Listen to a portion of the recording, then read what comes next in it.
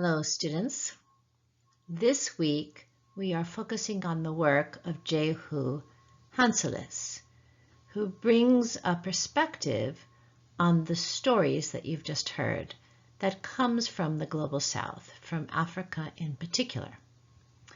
And again, I'm going to essentially frame his work for you and summarize it, hoping that that is helpful as you dig more deeply into the work. So I'm going to give you 5 alternative perspectives that Dr. Hanselis lays out. The first one is an alternative perspective on the historical role of Western Christianity. He talks about 3 myths in the first phase and 2 myths in the second phase. The first myth is that Constantine was the founder of Christendom. Dr. Hanselis says that if you look more closely, that Christendom did not actually take off until after the collapse of the Roman Empire, and it was fueled and led by the Germanic tribes. The second myth is that Christendom spread primarily through intentional missionaries. Dr. Hanselis said that the spread always followed migration, that even the role of the Germanic tribes was connected to their migration and the migration of Romans north, the migration of Germanic tribes south. The third myth that he lifts up is somehow the understanding that animism was not a fertile soil for the gospel, that the gospel was built on Greek philosophy and Jewish tradition, that those were fertile soils, but that animism was not. And what Dr. Hanselis points out is that the Germanic tribes were in fact animists. And so Christendom was built on the cultural soil of animism. Now, of course, you can agree with him or disagree with him, but he gives very detailed arguments to counteract all of these myths. In the second phase, the myth is that colonialism enabled mission.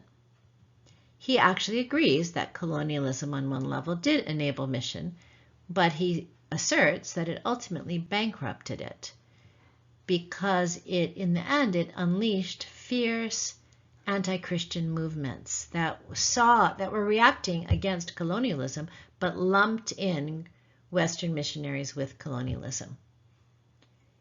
Now, he does say that when that happened, that God had an alternative plan, and that the growth of indigenous churches occurred as a result, that when the Western churches were evicted, that the indigenous churches were were actually liberated to spread the gospel in their own way. And he talks about China in particular, but he also talks about certain parts of Africa. The last myth that he lifts up were the myths that somehow Western missionaries were primarily responsible for the spread of Christianity in the Global South. And he proves in great detail that although the Western missionaries were catalysts, that the church growth primarily came from indigenous missionary agents. And he tells the story of the formerly enslaved Africans who left the United States and who came back to Africa and were very powerful evangelists on the African continent. I have included a video this week that is optional by Dr. Lamin Sana, where he explores that story in more depth. The second alternative perspective is that there are certain cultures that are better wineskins for the gospel than others, and we talked about that a little bit a minute ago, right? But he goes into more depth where he says that Global South, his assertion essentially is that cultures of the Global South are a better wineskin for the gospel because they're more similar to biblical culture.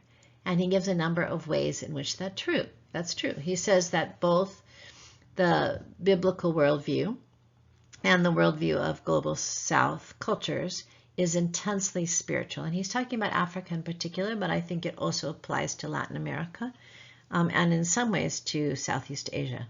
That these cultures have an intensely spiritual worldview that believes in miracles, that highly values miraculous healing, that these cultures have deep experiences of marginalization and oppression and unjust suffering, just as the biblical cultures did, that these cultures have a more collective connection and identity, and that in that context, that vulnerability, mutual vulnerability, becomes a vehicle for the gospel because people need each other.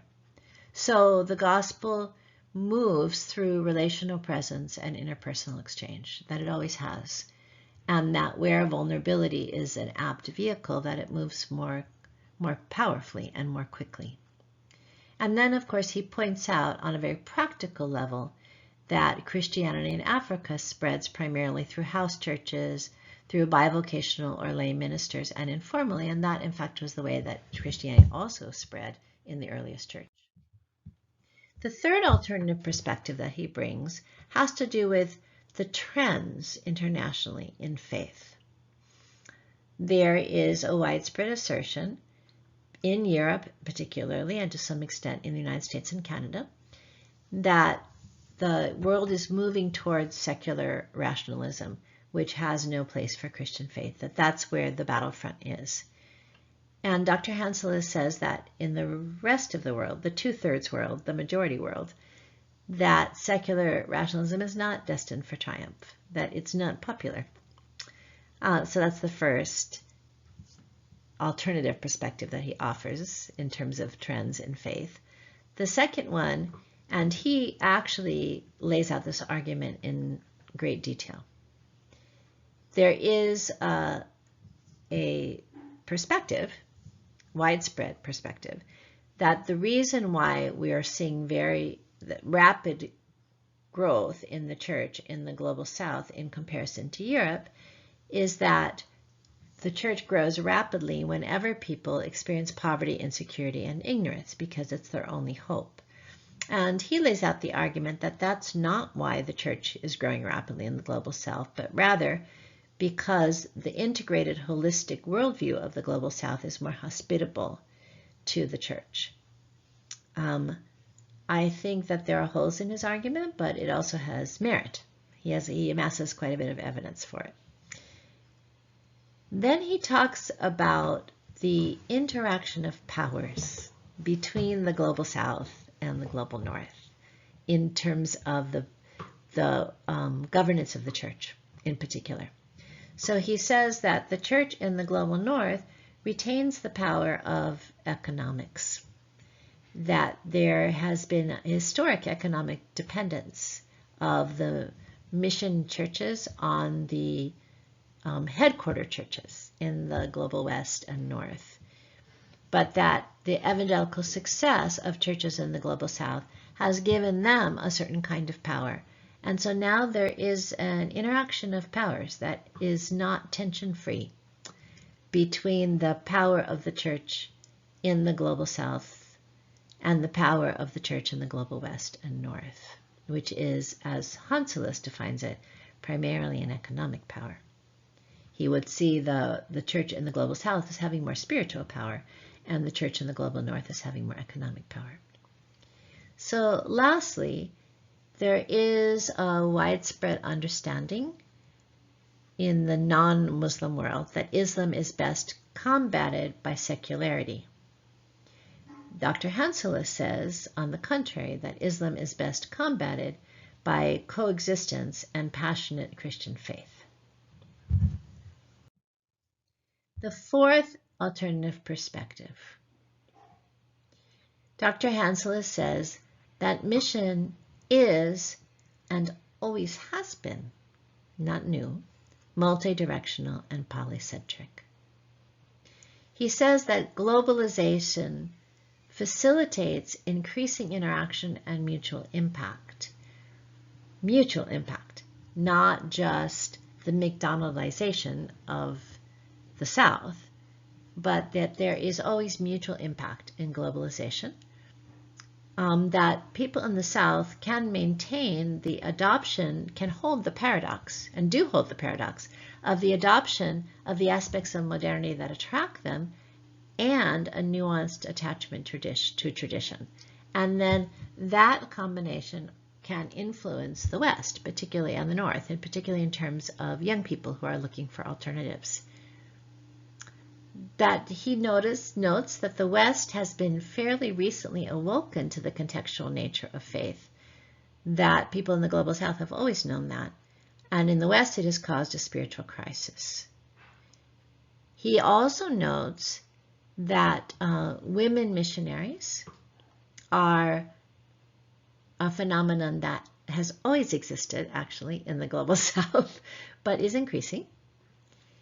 And he asserts that that the growth of the church in the Global South is not about a new Christendom. And that's a phrase that's often used. You know, the Global South is taking over and it will be a new Christendom.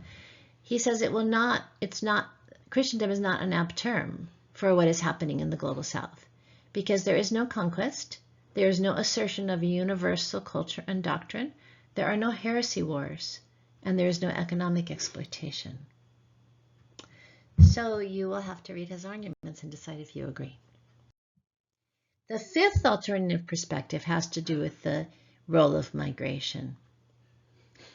That mission work has often been seen as caused by a formal sending process. But Dr. Hanselis asserts that it's always had more to do with an informal going process, and that is, in fact, revealed now in the new shape of Christianity in the world, and is intensifying and increasing. So Christianity is always dependent on migration, that every Christian migrant is a potential missionary, and is often more effective in spite of the barriers.